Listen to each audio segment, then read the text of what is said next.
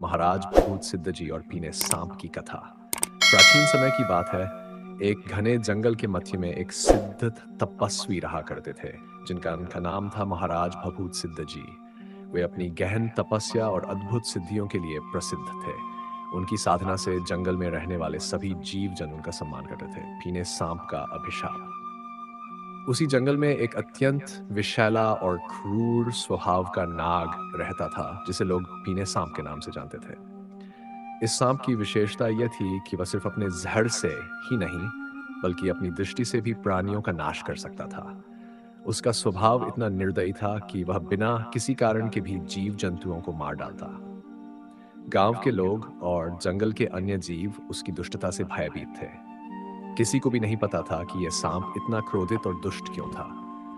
कहा जाता था कि वह एक पुराने श्राप के कारण ऐसा बन गया था।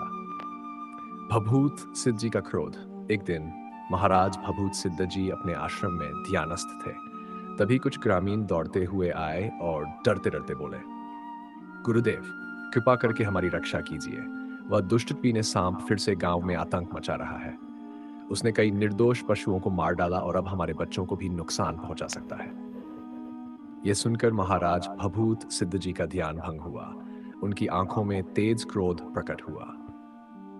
उन्होंने अब तक केवल शांति और तपस्या का मार्ग अपनाया था, लेकिन अब उन्हें अधर्म और अन्याय का सामना करना पड़ा। वे तुरंत अपने कमंडल और भस्म लेकर गांव की ओर बढ़े। जैसे ही वे उस स्थान पर पहुंचे जहां पीने सांप था, उन्होंने देखा कि वह एक छोटे बहरे को निगलने की कोशिश कर रहा था। महाराज भभूत सिद्ध जी के क्रोध की ज्वाला भड़क उठी। उन्होंने अपने दाएं हाथ से त्रिशूल उठाया और गर्जना करते हुए बोले, हे दुष्ट प्राणी, तूने निर्दोष जीवों को कष्ट दिया। अब तुझे दंड भुगतना होगा। महाराज भभूत सिद्ध जी का क्रोध देख जंगल के सभी जीव जंतु सहम गए।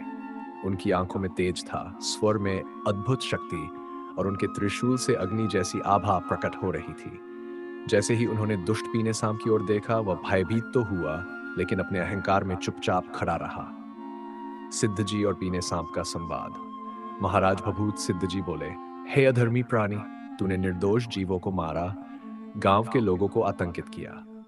तेरा यह पाप अब और सहन नहीं किया जाएगा।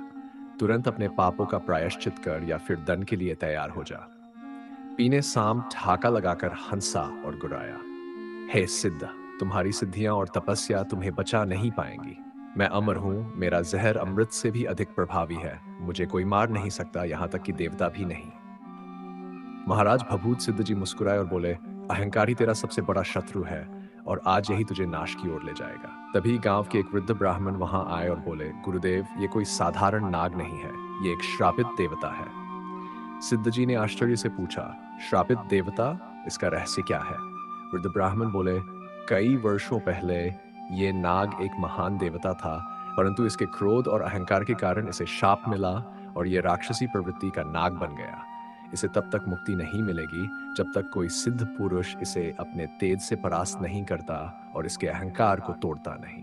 महाराज भभूत सिद्ध जी का संकल्प। महाराज भभूत सिद्ध जी ने यह सुनकर अपनी शक्ति को जागृत किया। उन्होंने अपनी भस्म उठाई और पीने सांप पर फेंकी। जैसे ही भस्म उसके शरीर से टकराई, पीने सांप तड़पने लगा। सांप ने चिल्लाकर पूछा।